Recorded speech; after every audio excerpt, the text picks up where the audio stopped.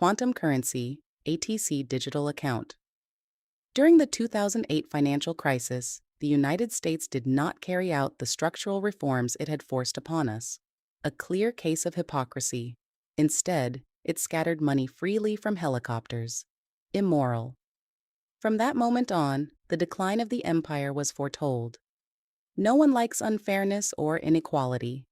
Even if the results are different, the process should be equal. Under the current system, that is impossible.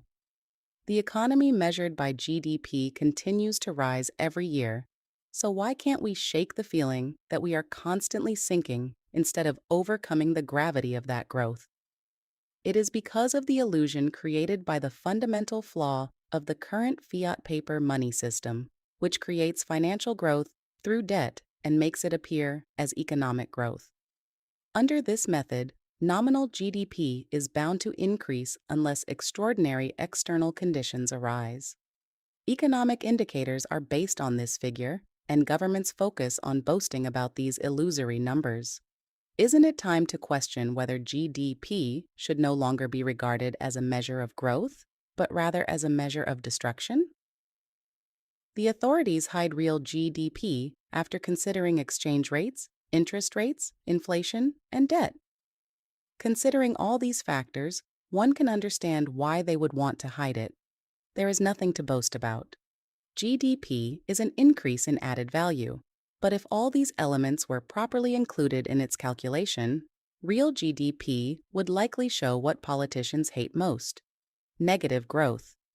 That is why people suffer from cognitive dissonance, feeling alienation, disconnect, and a sense of estrangement behind the government's dazzling announcements of growth. Who, exactly, receives the added value from that growth?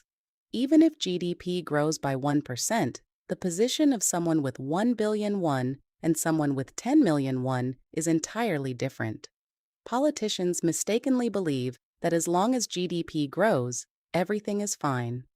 Exchange rates, interest rates, inflation, and in addition, real estate, the so-called four major sources of economic instability, have never been skillfully managed by any government. There are reasons for this. These factors are heavily dependent on external variables. Economic bureaucrats hide their incompetence behind empty reputations and lack practical ability. Every government has long pursued a manufacturing-centered national strategy. No government has ever declared a vision of becoming a financial powerhouse or presented a concrete design for it. And just as I wrote previously about the 3 mega projects for Korea's Great Leap Forward in manufacturing, no government has even dreamed of holding a live national debate with the F4, the Minister of Economy and Finance, the Chair of the Financial Services Commission, the Governor of the Financial Supervisory Service, and the Governor of the Bank of Korea about a great leap forward in finance. This alone proves the hollowness of their reputations. And above all, conventional economics, built upon fake money in the form of fiat currency, has reached the limits of what it can explain.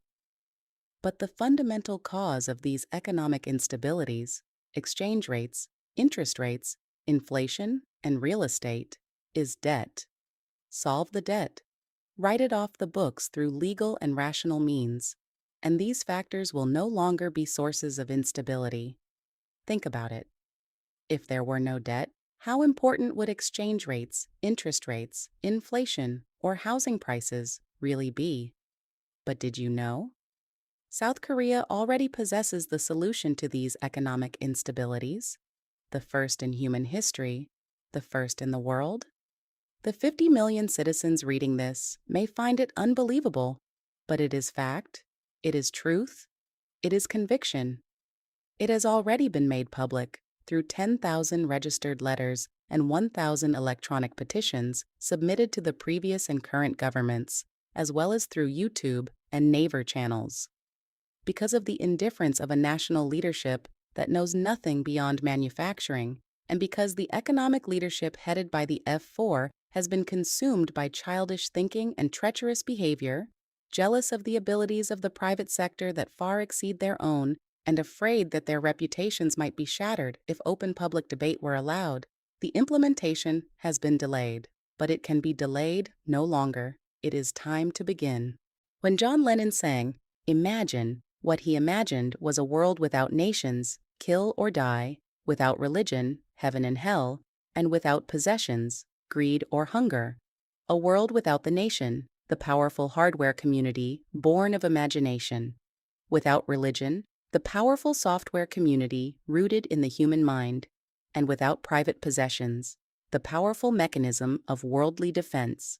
Such a world, overflowing with peace and love, is Arcadia, an ideal land, an alibi proven only by its absence in reality. We call it utopia. However, looking back over 10,000 years of recorded human history, nations, religions, and possessions have also expanded the horizons of human thought and elevated the layers of civilization, giving rise to the magnificent human civilization and the present state of planet Earth. Their complete absence would not immediately lead us to paradise or utopia. Through countless nations, diverse religions, and multiple layers of ownership, life on Earth, viewed as a single organism, has never been dull or monotonous.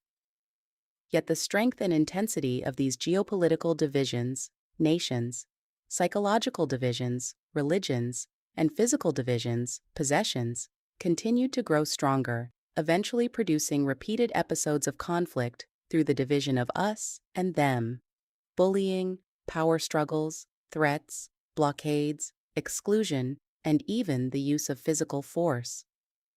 Those who seek truth have begun to question whether a civilization sustained only by imagined nations, heavenly religions, and earthly possessions can continue forever. They revisit history, humanity's eternal textbook. They search ancient myths for what may have been overlooked. Some even adopt the old saying that crisis is opportunity and turn to AI, hoping that the unknown world of artificial intelligence may provide the breakthrough. However, the sustainability of human civilization is no longer the utopia that John Lennon left undefined after insisting that humanity needed a new world. It is no longer an alibi proven only by its absence. It has already stepped into our midst as a tangible reality, or rather, it already has. Has the sun already risen?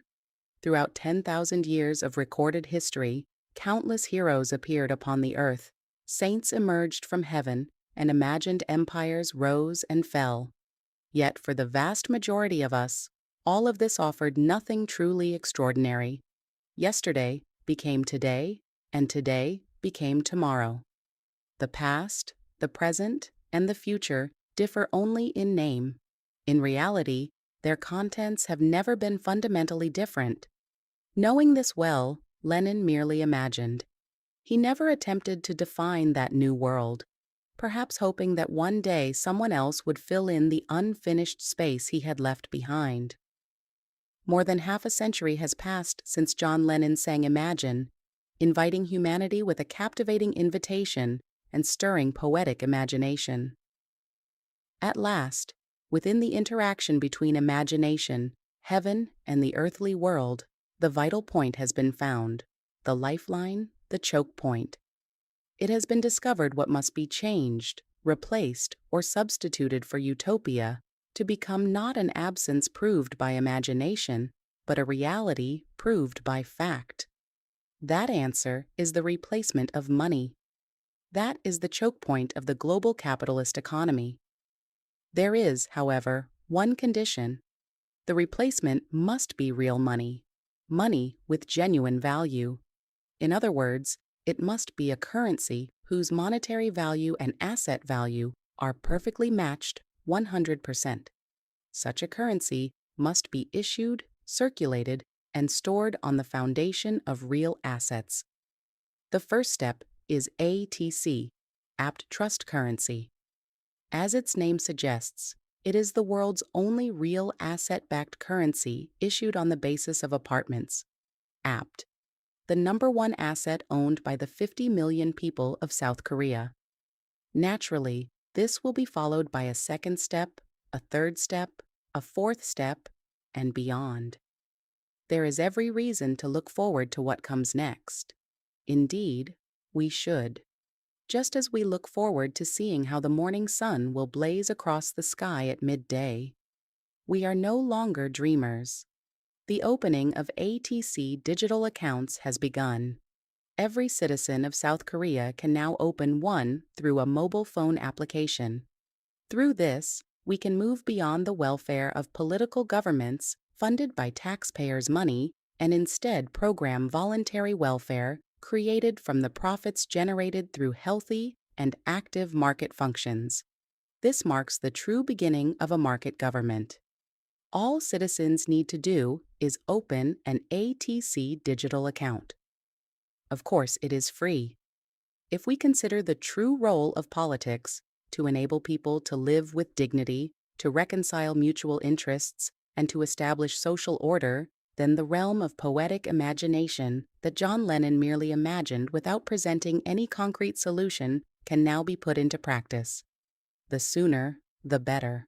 In the autumn of 2013, while visiting Indonesia and Kazakhstan, President Xi Jinping announced the One Belt, One Road Initiative, later renamed the Belt and Road Initiative. It was China's global ambition to rebuild the ancient trade routes by land and sea in an effort to reclaim the status it had lost among the world's great powers after its defeat in the Opium Wars nearly 2 centuries earlier. It has also been described as China's Trojan horse for regional development and military expansion under Chinese leadership. In the same year, it became firmly established as a central concept within the Chinese dream, presented by Xi Jinping during his first State of the Nation address as president. Since the Peace of Westphalia in 1648, the full emergence of the modern nation-state has brought with it the curtain and barrier known as national borders. As a result, our sense of responsibility for others, for those who are not us but them, has stopped at those borders. Borders repel people just as much as they attract them, and they easily become monuments of insecurity rather than security. This is the inherent imperfection of borders as a product of geopolitics. Humanity draws lines at its borders while, on the one hand, pursuing policies to tear those borders down, such as free trade agreements, FTAs, and on the other hand, strengthening them through policies such as tariff increases. These contradictory actions have created confusion, while China, under direct national leadership, has spent more than a decade promoting the Belt and Road Initiative along the ancient trade routes linking China with Southeast Asia, Africa, Europe, Central Asia, and the Middle East in an effort to place itself at the center of the world. What is South Korea's global strategy? Can the so-called 3 mega projects for Korea's Great Leap Forward truly be compared with China's Belt and Road Initiative, a strategy aimed at global leadership? The comparison between a domestic vision and an international strategy is, frankly, pitiful. Even now, the government of the Republic of Korea and the National Assembly should move beyond the limited perspective of the 3 mega projects and participate, before it is too late, as major shareholders in the world's first, and humanity's first, transnational real asset-backed currency project, one capable of connecting not only the ancient Eurasian network but all 5 oceans and 6 continents, for the benefit of 50 million Koreans and 8 billion people around the world. July 12, 2026, Pyeongsan Sime.